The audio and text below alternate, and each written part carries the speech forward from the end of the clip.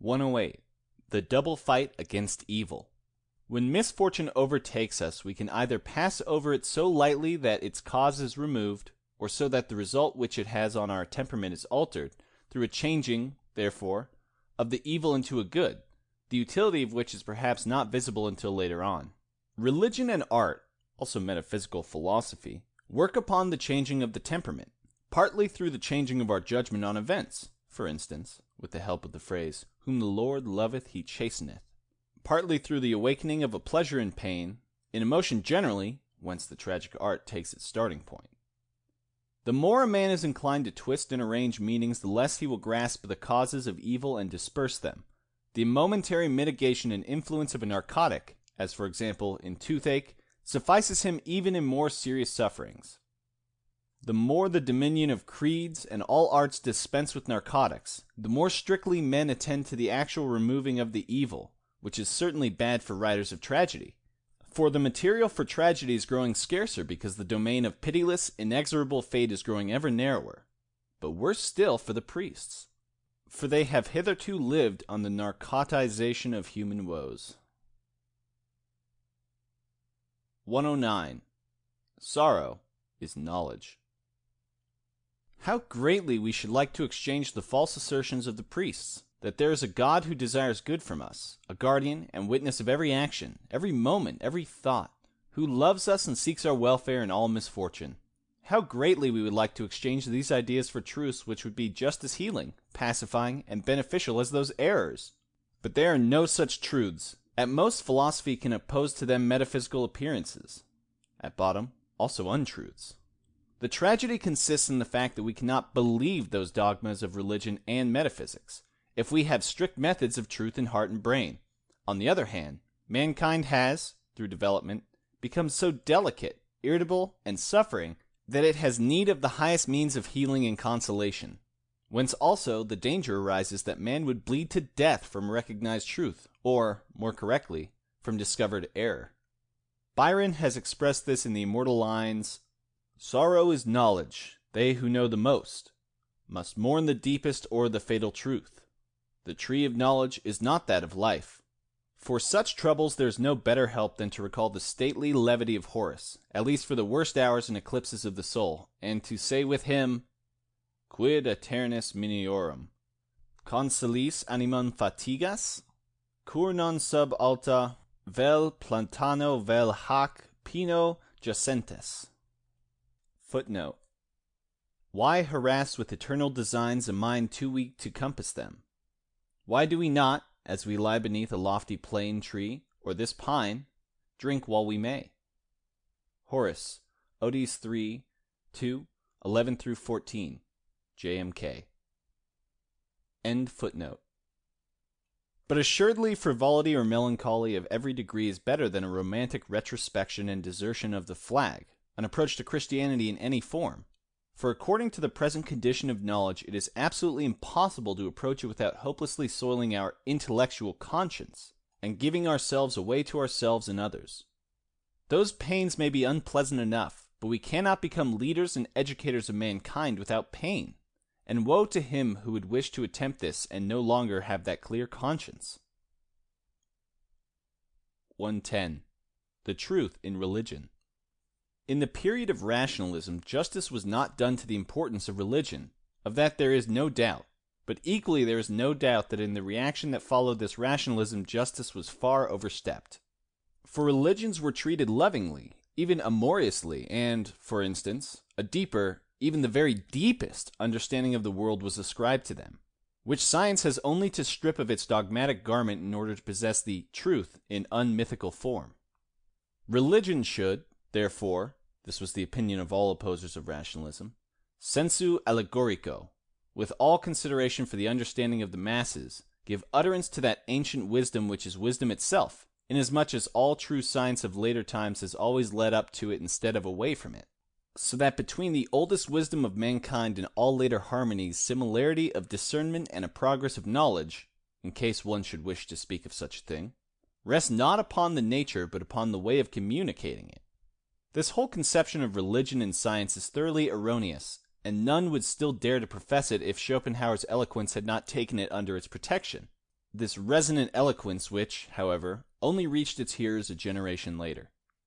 As surely as from Schopenhauer's religious moral interpretations of men and the world much may be gained for the understanding of the Christian and other religions, so surely also is he mistaken about the value of religion for knowledge. Therein, he himself was only a too docile pupil for the scientific teachers of his time, who all worshipped romanticism and had forsworn the spirit of enlightenment. Had he been born in our present age, he could not possibly have talked about the sensus allegoricus of religion. He would much rather have given honor to truth, as he used to do, with the words, "No religion, direct or indirect, either as dogma or as allegory, has ever contained a truth." For each has been born of fear and necessity. Through the byways of reason did it slip into existence. Once, perhaps, when imperiled by science, some philosophic doctrine has lied itself into its system in order that it may be found there later. But this is a theological trick of the time when a religion already doubts itself. These tricks of theology, which certainly were practiced in the early days of Christianity, as the religion of a scholarly period steeped in philosophy, have led to that superstition of the sensus allegoricus, but yet more the habits of the philosophers, especially the half-natures, the poetical philosophers, and the philosophizing artists, to treat all the sensations which they discovered in themselves as the fundamental nature of man in general, and hence to allow their own religious feelings an important influence in the building up of their systems. As philosophers frequently philosophized under the custom of religious habits, or at least under the anciently inherited power of that metaphysical need, they developed doctrinal opinions which really bore a great resemblance to the Jewish or Christian or Indian religious views. A resemblance, namely, such as children usually bear to their mothers, only that in this case the fathers were not clear about that motherhood, as happens sometimes, but in their innocence romanced about a family likeness between all religion and science. Moreover, if all nations were to agree about certain religious matters, for instance the existence of a god, which, it may be remarked, is not the case with regard to this point, this would only be an argument against those affirmed matters, for instance the existence of a god. The consensus genitum and hominum in general can only take place in case of a huge folly. On the other hand, there is no consensus omnium sapientium with regard to any single thing, with that exception mentioned in Goethe's lines, "Ali die Weißesten aller der Seiten, lächeln und winken und stimmen mit ein, Töricht auf Besserung der Toren zu harren, Kinder der Klugheit, o habet die Narren, eben zum Narren auch, wie sie's gehört." Footnote: all greatest sages of all latest ages will chuckle and slyly agree. 'Tis folly to wait till a fool's empty pate has learnt to be knowing and free. So children of wisdom make use of the fools, and use them whenever you can as your tools. J.M.K. End footnote. Spoken without verse and rhyme and applied to our case, the consensus sapientium consists in this, that the consensus gentium counts as a folly. 111. The origin of the religious cult. If we go back to the times in which the religious life flourished to the greatest extent, we find a fundamental conviction which we now no longer share, and whereby the doors leading to a religious life are closed to us once for all. It concerns nature and intercourse with her. In those times, people knew nothing of natural laws. Neither for earth nor for heaven is there a must, a season, the sunshine, the rain may come or may not come. In short, every idea of natural causality is lacking. When one rows, it is not the rowing that moves the boat, but rowing is only a magical ceremony by which one compels a daemon to move the boat. All maladies, even death itself, are the result of magical influences. Illness and death never happen naturally. The whole conception of natural sequence is lacking. It dawned first amongst the older Greeks, that is, in a very late phase of humanity, in the conception of Moira, enthroned above the gods. When a man shoots with a bow, there is still always present an irrational hand and strength. If the wells suddenly dry up, men think first of subterranean daemons and their tricks. It must be the arrow of a god beneath whose invisible blow a man suddenly sinks down. In India, says Lubbock, A carpenter is accustomed to offer sacrifice to his hammer, his hatchet, and the rest of his tools. In the same way, a Brahmin treats the pen with which he writes, a soldier the weapons he requires in the field of battle, a mason his trowel, a laborer his plow. In the imagination of religious people, all nature is a summary of the actions of conscious and voluntary creatures, an enormous complex of arbitrariness. No conclusion may be drawn with regard to everything that is outside of us, that anything will be so, and so must be so, and so. The approximately sure, reliable are we. Man is the rule, nature is regularity. This theory contains the fundamental conviction which obtains in rude, religiously productive, primitive civilizations. We latter-day men feel just the contrary. The richer man now feels himself inwardly. The more polyphonous is the music and the noise of his soul, the more powerfully the symmetry of nature works upon him. We all recognize with Goethe the great means in nature for the appeasing of the modern soul. We listen to the pendulum swing of this greatest of clocks with a longing for rest, for home, and tranquility, as if we could absorb this symmetry into ourselves and could only thereby arrive at the enjoyment of ourselves. Formerly it was otherwise. If we consider the rude, early conditions of nations or contemplate present-day savages at close quarters, we find them most strongly influenced by law and by tradition. The individual is almost automatically bound to them and moves with the uniformity of a pendulum.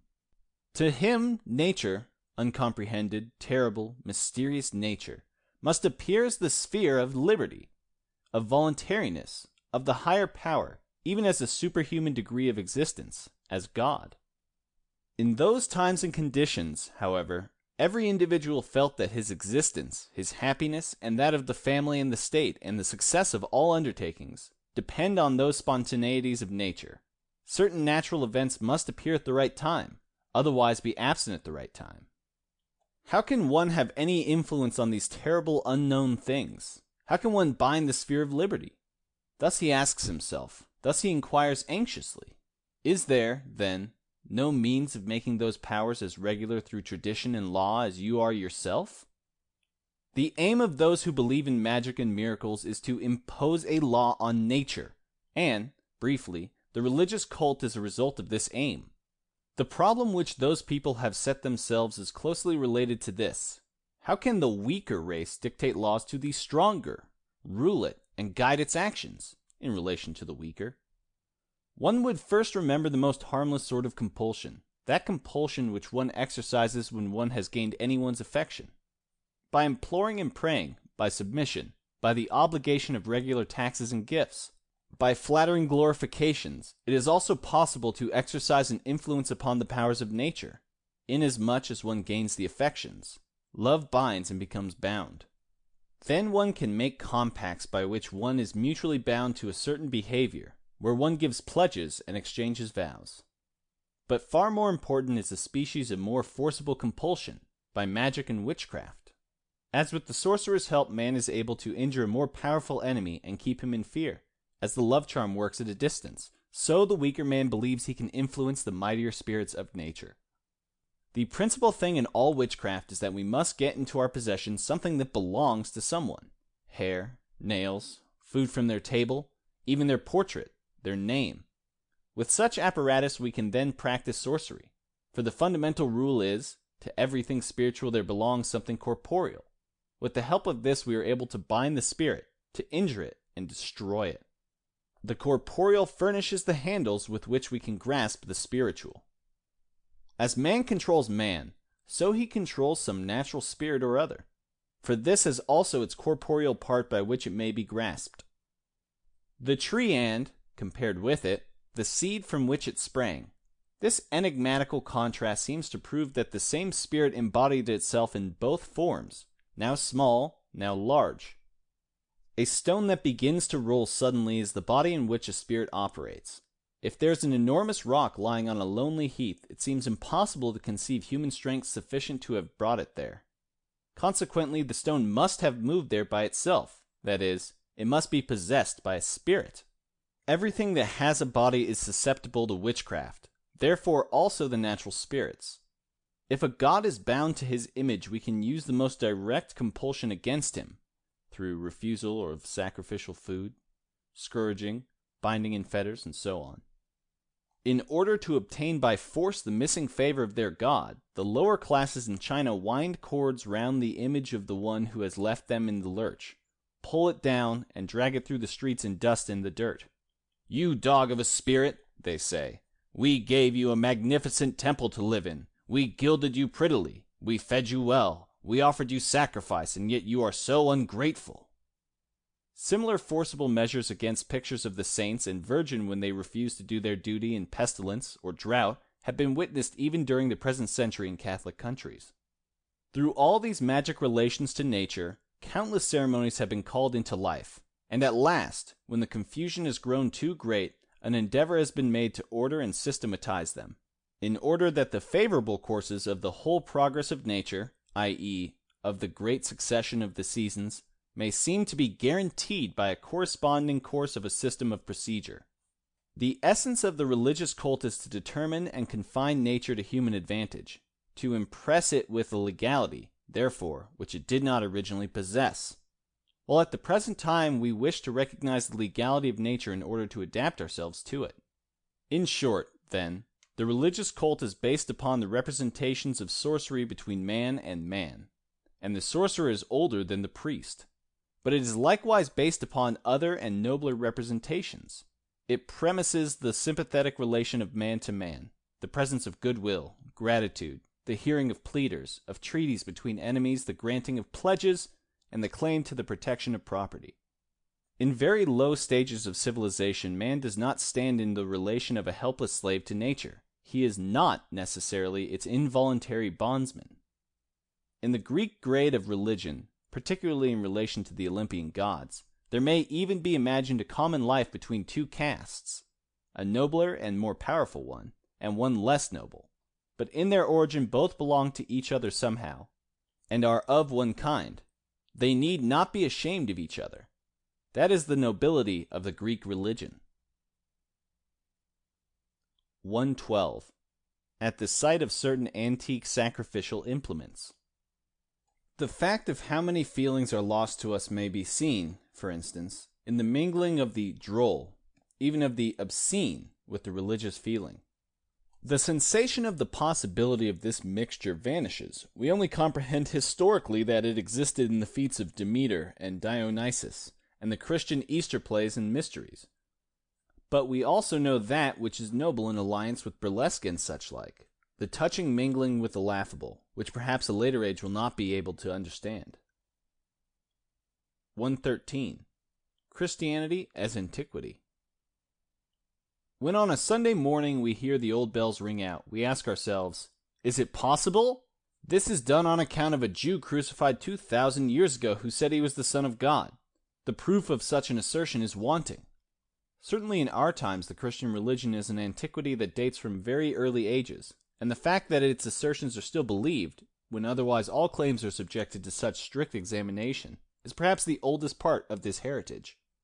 A God who creates a son from a mortal woman, a sage who requires that man should no longer work, no longer judge, but should pay attention to the signs of the approaching end of the world, a justice that accepts an innocent being as a substitute and sacrifice, one who commands his disciples to drink his blood, prayers for miraculous intervention, sins committed against a god and atoned for through a god, the fear of a future to which death is the portal, the form of the cross in an age which no longer knows the signification of the shame of the cross. How terrible all this appears to us, as if risen from the grave of the ancient past. Is it credible that such things are still believed? 114. What is un-Greek in Christianity? The Greeks did not regard the Homeric gods as raised above them like masters, nor themselves as being under them like servants, as the Jews did.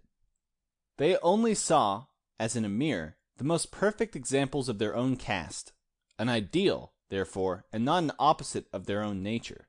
There is a feeling of relationship. A mutual interest arises, a kind of symmetry.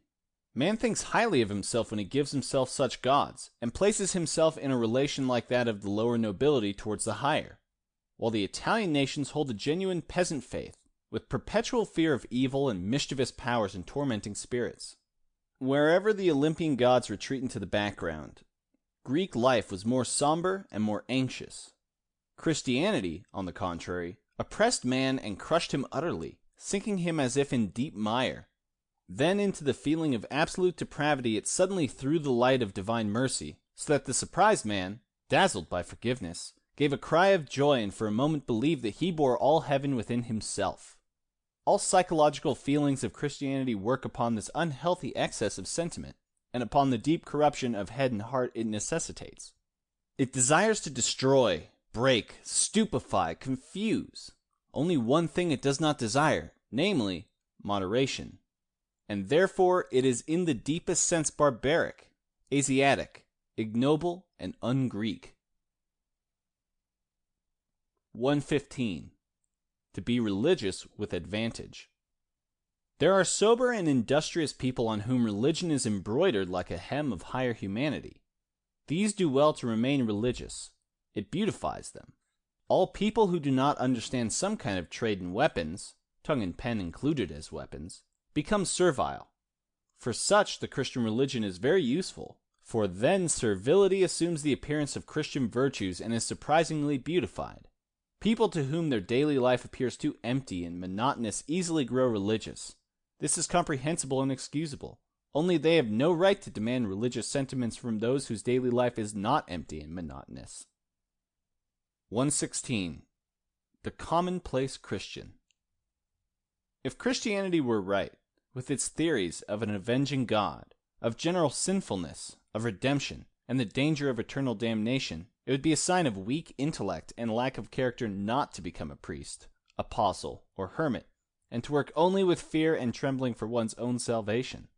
It would be senseless thus to neglect eternal benefits for temporary comfort. Taking it for granted that there is belief, the commonplace Christian is a miserable figure, a man that really cannot add two and two together, and who, moreover, just because of his mental incapacity for responsibility, did not deserve to be so severely punished as Christianity has decreed. 117. Of the wisdom of Christianity. It is a clever stroke on the part of Christianity to teach the utter unworthiness, sinfulness, and despicableness of mankind so loudly that the disdain of their fellow men is no longer possible. He may sin as much as he likes. He is not essentially different from me. It is I who am unworthy and despicable in every way, says the Christian to himself. But even this feeling has lost its sharpest sting, because the Christian no longer believes in his individual despicableness. He is bad as men are generally, and comforts himself a little with the axiom, "We are all of one kind." 118. Change of front. As soon as religion triumphs, it has for its enemies all those who could have been its first disciples. 119. The fate of Christianity. Christianity arose for the purpose of lightening the heart, but now it must first make the heart heavy in order afterwards to lighten it. Consequently, it will perish. 120. The proof of pleasure. The agreeable opinion is accepted as true. This is the proof of the pleasure, or, as the Church says, the proof of the strength, of which all religions are so proud when they ought to be ashamed of it. If faith did not make blessed, it would not be believed in. Of how little value must it be, then? 121. A dangerous game. Whoever now allows scope to his religious feelings must also let them increase. He cannot do otherwise. His nature then gradually changes. It favors whatever is connected with and near to the religious element. The whole extent of judgment and feeling becomes clouded, overcast with religious shadows. Sensation cannot stand still. One must therefore take care. 122. The blind disciples. So long as one knows well the strength and weaknesses of one's doctrine, one's art, one's religion, its power is still small. The disciple and apostle who has no eyes for the weaknesses of the doctrine, the religion, and so forth, dazzled by the aspect of the master and by his reverence for him, has on that account usually more power than the master himself. Without blind disciples, the influence of a man and his work has never yet become great. To help a doctrine to victory often means only so to mix it with stupidity that the weight of the latter carries off also the victory for the former. 123. Church disestablishment. There is not enough religion in the world even to destroy religions. 124. The sinlessness of man. If it is understood how sin came into the world, namely through errors of reason by which men held each other, even the single individual held himself, to be much blacker and much worse than was actually the case, the whole sensation will be much lightened, and man in the world will appear in a blaze of innocence which it will do one good to contemplate. In the midst of nature, man is always the child per se. This child sometimes has a heavy and terrifying dream, but when it opens its eyes, it always finds itself back again in paradise. 125. The irreligiousness of artists. Homer is so much at home amongst his gods, and is so familiar with them as a poet, that he must have been deeply irreligious, that which the popular faith gave him, a meager, rude, partly terrible superstition. He treated as freely as the sculptor does his clay, with the same unconcern, therefore, which Aeschylus and Aristophanes possessed, and by which in later times the great artists of the Renaissance distinguished themselves, as also did Shakespeare and Goethe. 126.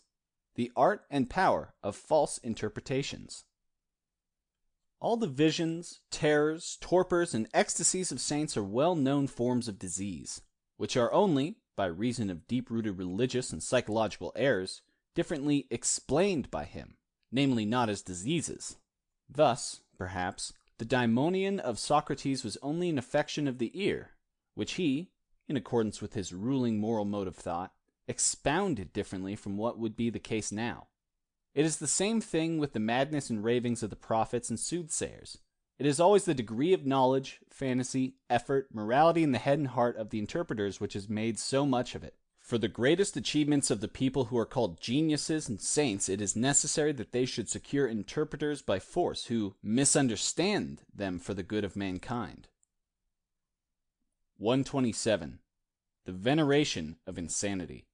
Because it was remarked that excitement frequently made the mind clear and produced happy inspirations, it was believed that the happiest inspirations and suggestions were called forth by the greatest excitement, and so the insane were revered as wise and oracular.